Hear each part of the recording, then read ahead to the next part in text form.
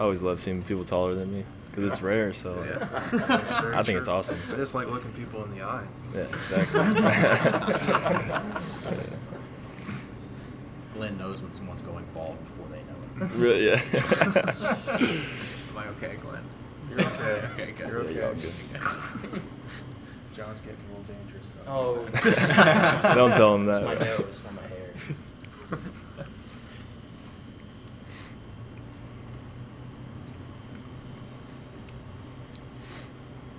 Am I actually? No, you're good. Good? Yeah. Chase, what was it like getting to throw like the final strike there and get the last couple outs after, the 23 season? You had the injury and you couldn't pitch all of last year. Dream come true, honestly. That was a great feeling just to see my teammates kind of run up, start hugging me and stuff like that. That was an amazing feeling. I'll never forget that in my life. You came out of the bullpen a lot early in your freshman year. Just how have you kind of adjusted to kind of being thrust into that role again here as a junior? Just what have been kind of the stepping stones to getting to that point? I would say, yeah, just kind of, referring back to that 23 year, just taking things I learned from that year and just kind of applying it to this year. What kind of things have you adjusted with this season, I guess? What adjustments have you made? Honestly, just throwing strikes. That's the biggest thing for me. If I can get it in the zone, then I'll be well off. So, yeah, just trying to throw strikes every single week. What was working for you in this West Virginia outing that, was different than the last inning against Little Rock? I would say my intent. I was just going out hitters, and also, like I just said, just throwing strikes. I mean, against Little Rock, I walked the bases loaded, so that can never happen. And so I learned from that and just throw more strikes every single week. And then you were on the team in 2023, but obviously you were hurt. You were there physically in person, right? Oh, yeah. I was in the dugout, yeah. That was a crazy experience. Yeah. So what can you sort of take from that, even though you were on the field, to sort of help these guys this time around? Maybe just, helping everybody learn the atmosphere because it's going to be crazy. But, we play at Alex Box every single weekend, so, it's nothing we're not prepared for. So I guess just, trying to help people out with the environment. How much downtime did you get in between games and practices and stuff? What did you guys do a couple of years ago to kind of maybe keep your minds off the intensity of what you were going to be facing on the field? Yeah, just, simple things like hanging out with family and stuff like that, because they made it all possible for us. So just kind of giving back to them and hanging out with them. There's a thing called Fan Fest, set up tents and stuff, great food, great merchandise, so just kind of things like that. Are you guys staying in the same hotel? I'm not sure, to be honest. Yeah. No? I'm not sure. Oh, okay. It's different. It's assigned by the NCAA. Gotcha. Okay. We have no control over that. How has moving to the bullpen for the past couple months kind of opened up your arsenal maybe to see your best stuff? Yeah, I think it's been good. I think coming out of the bullpen, you got to be ready from the get-go. So I think that's kind of helped me. When I was starting, maybe I was trying to groove into things and kind of feel things out. But coming out of the bullpen, you got to be ready first pitch. And I think the intent's got a lot better. The strike's been better too. You glancing over at the radar gun in between pitches, 99, 100, and then you got to 101 there at the very last pitch. Is that something you kind of just glance over at? Sometimes. I need to do a better job about not doing that. My dad and my advisor told me you got to stop looking at the radar gun. I'm just curious sometimes. But, yeah, my advisor made a deal with me. You can only look if it's a strikeout, so that's what I'm going to start doing. What are your thoughts about playing Arkansas in the first game? They're a great team. We played them before, so it's nothing we haven't experienced. The atmosphere is going to be crazy, but can't let the fans get too much into it. We just got to go out there and take care of business. You pitched against them a little bit. Yeah, I pitched on Friday and Sunday, so I got 2 outings against them. I'm ready to go. They got a dangerous, lineup on paper. What do you remember about the challenge they could present? Nothing too specific. Coach Johnson always preaches nameless and faceless, so when I'm pitching, I really don't notice anything. What's the hardest pitch you've ever thrown? Doesn't even have to be a game, just period. 102 at the SEC tourney. That was the hardest pitch I've ever thrown. Yeah, so that was pretty cool. In 23, y'all needed a lot of contributions from different guys on the pitching staff, especially later in the tournament. Just guys like yourself, Jacob, Coop, with what he's done recently, stepping up and taking on bigger roles. How does that help y'all to win those kinds of games? I think it helps us a lot. The more pitchers you have, the more pitchers that are available to go out there and get the job done, always sets the team up, for success. So I think it's going to be good. The length of your outings have been dialed back a bit, obviously, since you've moved out of the rotation. But, like, how long do you think you could go if they needed you to go? I mean, we're in Omaha. Like, I'll go till my arm falls off, honestly. So, it really doesn't – I don't have a pitch count or anything. So, whatever Coach Johnson needs me to do, I'm going to go out there and get the job done. A lot's been made out of this kind of freshman core that's really stood tall for you guys during this run. Just what has it been like seeing them grow? Because, you were in that position just a couple of years ago and have this many contributors out of that class. It's been great. I mean, they're really mature for their age, but, at this point in the season, they're not freshmen anymore. They play in the SEC for a full season now, so, I think they're more prepared or just as prepared as anybody on the team. What have you seen from Cooper and his development over the past couple months? A lot. Just throwing strikes, that's the main thing, fastball command. But, I see him in the weight room. I see him in the training room, taking care of his business day in and day out. So, the success he's getting now is, because of the hard work he's put in all season. And then with, Kaysen and Zach, we haven't played college baseball as far as I know. How much does having a whole week off plus for them, help them in terms of coming into a new week and going to Omaha and stuff, not having to pitch for that long? I think it can help a lot. Just to go into Omaha with those two being fresh, I think that's a huge benefit for us. And, I think that's, really good for them too. In terms of pitch selection, have you pitched differently since moving to the bullpen, do you feel like? Not really. Same stuff. I think just the intent's gotten a lot better. What were some of your first impressions of Omaha as y'all landed and walked around the stadium and stuff? My first impression is it's just like every kid's dream to get to Omaha. So, just seeing that in person as opposed to watching on TV, the past 5 years, it's just a dream come true. That's all I can really say about that. Can't really count how many times he said this, but Jay tells us pretty religiously he builds his life around Omaha. Is that a message he conveys to you guys too about just appreciating those moments and when you get there and trying to make the most of them? For sure. He's one of the best head coaches in the nation, and just the passion and just the thought he puts on this team is incredible. And getting to Omaha is kind of his way of all that hard work paying off for him too. When did you have that thought to throw your glove? In the moment, I guess. Yeah, I just threw my glove. I knew I was about to get a bunch of hugs from my teammates, so I didn't want the glove on. Just kind of threw it in the moment type of thing. I'm not going to proclaim to be a lip reader, but it looked like you said, "Let's go to Omaha." Yeah. What exactly did you say? That's it. I just screamed, "Let's go to Omaha," probably 50 times in a row. Why do you think y'all can win a national championship? I think we have all the pieces. The hard work we put in the fall and the spring, the schedule we played. It's got us ready for Omaha type of competition. So, I think we're as well as prepared as any other team in the country to go win a national championship. Both Kate and Anthony said that they weren't particularly happy with their last outings. How does that help you guys? I don't know if it really helps us, but maybe them going through some struggles is gonna help them learn from that and just be better in Omaha. That's all I can really say about that. What are some similarities and differences between this team and the 23 team, just in terms of the character and just the character of the team? Not many differences, honestly. A lot of similarities, a lot of great guys, a lot of guys you want to be around day in and day out. So, I come to the field, there's never a dull moment, always cracking jokes, always having fun, and then always getting to work when it's time to get to work too. So that's pretty similar to how the 23 team was. Where was your favorite steak, man? Favorite steak? Oh, Years ago. Fleming's for sure. Yeah. Oh, really? Yeah. Fleming's is always, giving us, good food. So, yeah, I got to shout them out for sure. What do you have to have with you when you go on a road trip like this?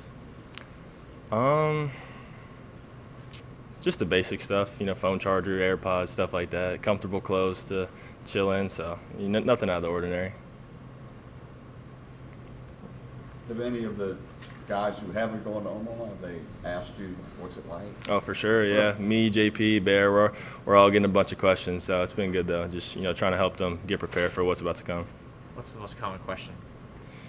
A lot of people are asking about the gear, like what kind of gear are we about to get. A lot about the fans, too, like how the fans are going to be and stuff like that. Will you guys get new cleats? I'm not sure we're getting new cleats, but I think they'll give us a nice care package, though, a bunch of gear.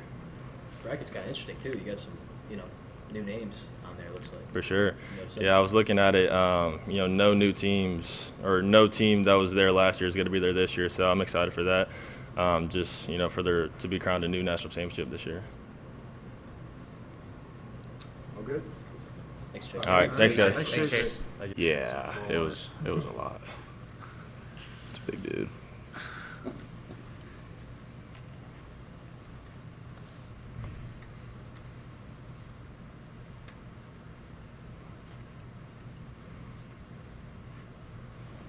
Do you know who that dude from Doosan was the other day? That was.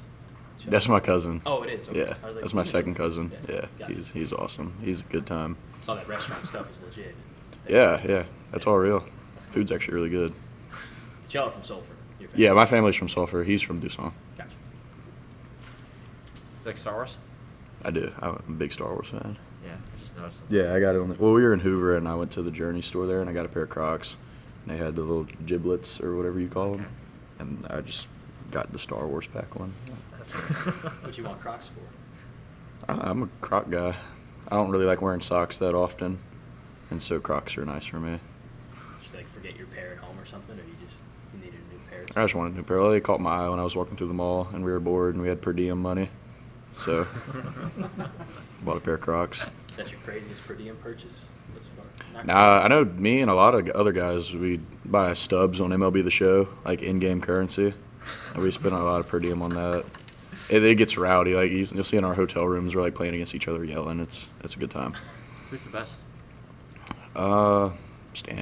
Stanfield, Braz, they're both really good.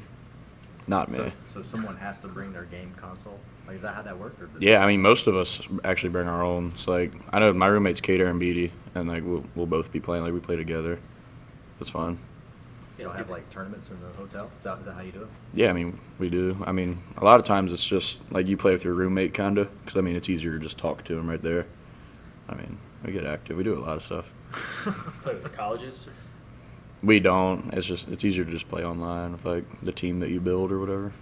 You probably play with LSU, though. Well, yeah, if It's something- I haven't done the road to the show. I'm not good enough. So I would like to think that maybe JJ would give me a call in the game, but I don't know if he will. Gearing up for your first trip to Omaha, just what are you excited about? What have some guys that maybe were there a couple of years ago told you about kind of what to expect? I'm excited. It's a really good time. It's what I've dreamed of. I've always dreamed of going to Omaha and playing, and being able to do that for my home state, for my home team, is something really special. All the guys that have been there and come back, I know Chase, this is his first time being able to actually compete and play there. So I know this is a big moment for him. I know Josh and Bear are excited to go back, and all the guys were just really excited to go get it. In high school or middle school or whenever, did you ever go? Yeah, I went in 23, just as a fan, just watching the games, and it was a really good time. I heard your dad say after the game you've been working for this since you were 6. Did he mean like Omaha or like the chance to go compete for a title kind of thing? I think just baseball. Like that's when I guess when I started playing baseball. I don't really remember, but he said that he's been working. He was my coach growing up until I was midway through high school, I think. And so he's been there every step of the way. I'm super thankful for everything that he's done for me, and I know he's excited to go. And so am I. You probably would have joined the team a little later that summer, right? After the 23 team. Just did you get a chance to spend any time around those guys or anything like that? Or? A little bit, and sometimes like when the guys come back during the fall, like during the off season, I'm able to hang around some of those guys. So that's awesome. But yeah, I think they won the national championship, and then like 2 weeks later, I was moving into campus. So it's a quick turnaround. It was fun. It's a good time to move in. What were those emotions like when you saw your dad and the rest of your family on the field after you guys clinched the spot? What were the emotions like? It's awesome. I mean, there's really no feeling like it. I think he might have been more excited than I was at that point. But I know they're going to be excited. They're going to have a good time. They love LSU baseball. Like my family bleeds that, and so do I. So I know they're going to have a lot of good times there, and I'm excited. How many family members are you going to have make the trip? However many can go. I know like all my dad's friends that we've kind of grown up with. I know they might have had hotel bookings like in January to go. So I think they've been ready for a long time. There's going to be a lot of people there. I know from Sulphur from that area, Lake Charles. We got a lot of guys from Louisiana, so there'll be a lot of Louisiana natives there. On Sunday, given your relationship with Josh, what was it like when he comes into the game for you and gets that last at bat? Well, I'm glad that he hit for me. I think if he didn't get put in that spot, I would have walked up to Coach Johnson. I was like, hey, he has to hit. Hey, it's his last game at the box. And seeing the fans, seeing him get that standing ovation, something really special.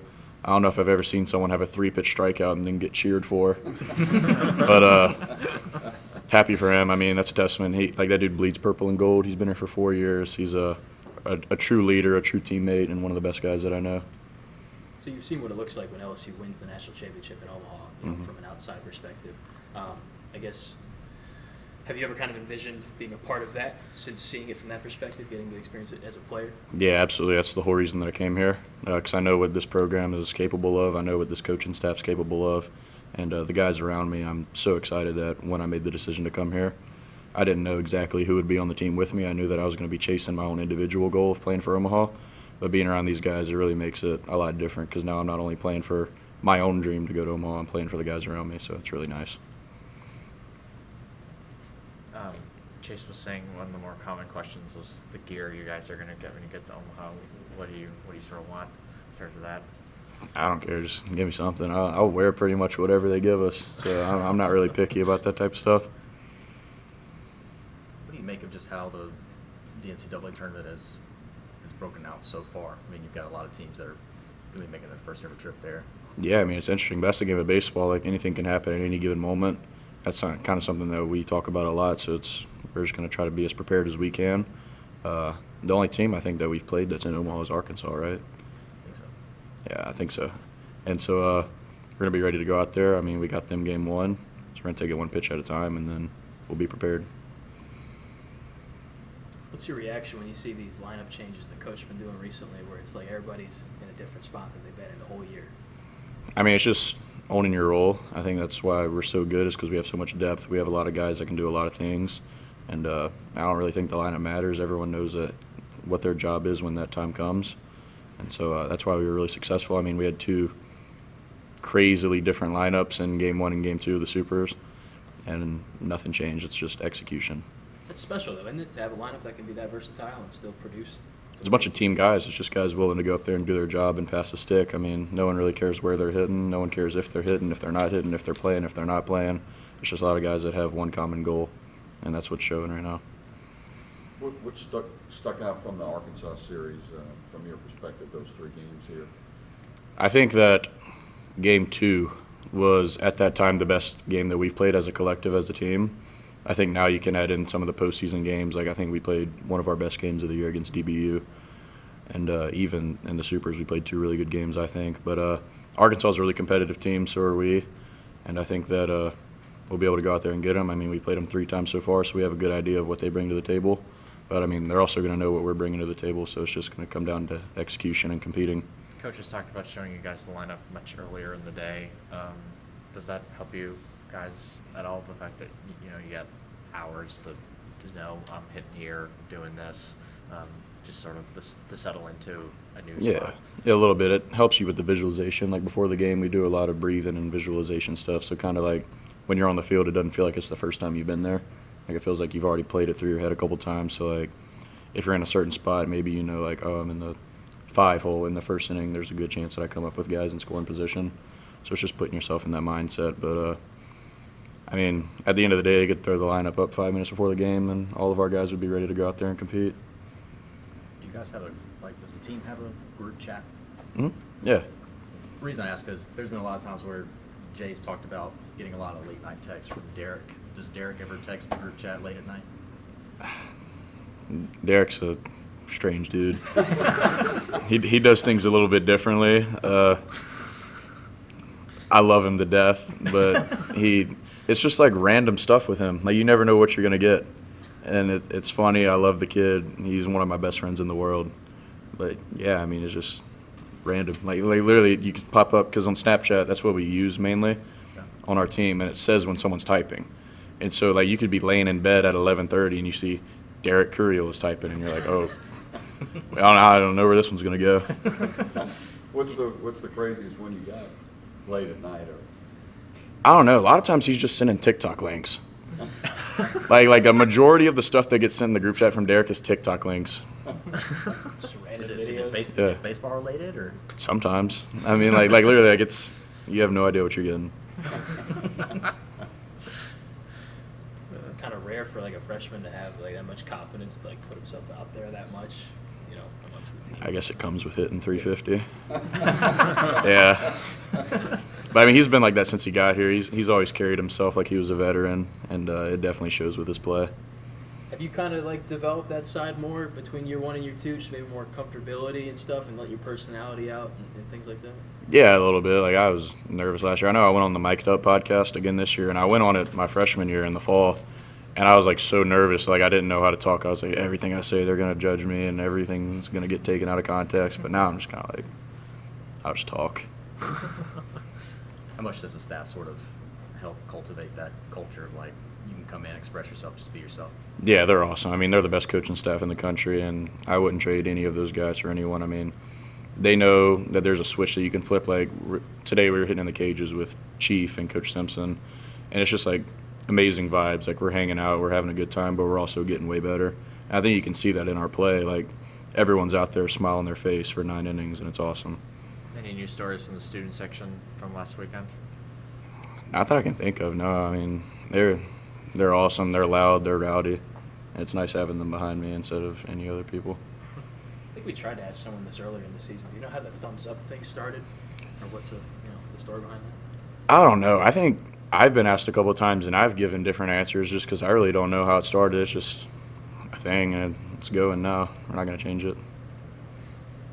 Coach said y'all had like a meeting after the win against Little Rock on Monday about things you learned from that you can use going forward. What were some of the lessons that came up, if you don't mind sharing? A lot of it's toughness. I mean, the Sunday game against Little Rock, obviously we took a big punch, and then we were able to come back the next day and got down early and just staying with it, keep delivering punches, staying tough. And that's something that's going to continue to help us in the long run. I mean, we played West Virginia on Sunday, got up big, and then took a little bit of a hit, but then we were right back on the gas. And so I think the toughness of this team is going to be something that carries us a long way. In an odd way, does your first game being against a team that you guys have seen and know a lot about, do you think that'll help settle you guys in maybe quicker up there?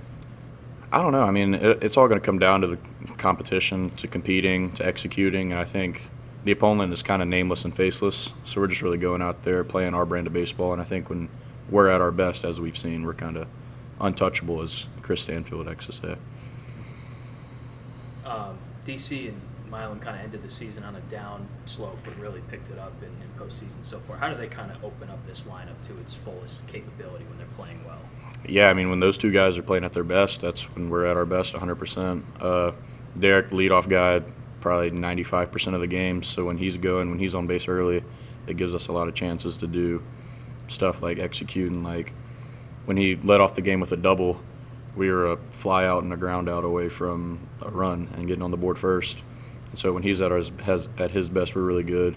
Steve's been what I think the best defensive shortstop in college baseball for 16 weeks, and then in the postseason. And so when he's swinging the bat well, we're a completely different team. I mean, you can feel his energy when he's in the box around the stadium. Like, those two guys can carry this team a long way. Jared's also been kind of fighting it through postseason play, and I think he had 3 hits the other night. Is it perfect timing for him and the offense as well to see him sort of get it going? Yeah, I mean, Jared, one of the best players in college baseball, definitely, like, I would say maybe the most feared hitter in college baseball just because he can change the game with one swing. And so he's going to get pitched a little bit differently than a lot of people. And so, I mean, that's probably where a little bit of the struggle comes, but it's a testament to him and the work that he puts in to be able to stay with it and keep delivering and keep coming back and keep fighting with us. So, I mean, love that dude, wouldn't trade him for the world, and he's bound for a big Omaha. Well, good. I think Jay. Thanks, Jake. Thank you. Appreciate it.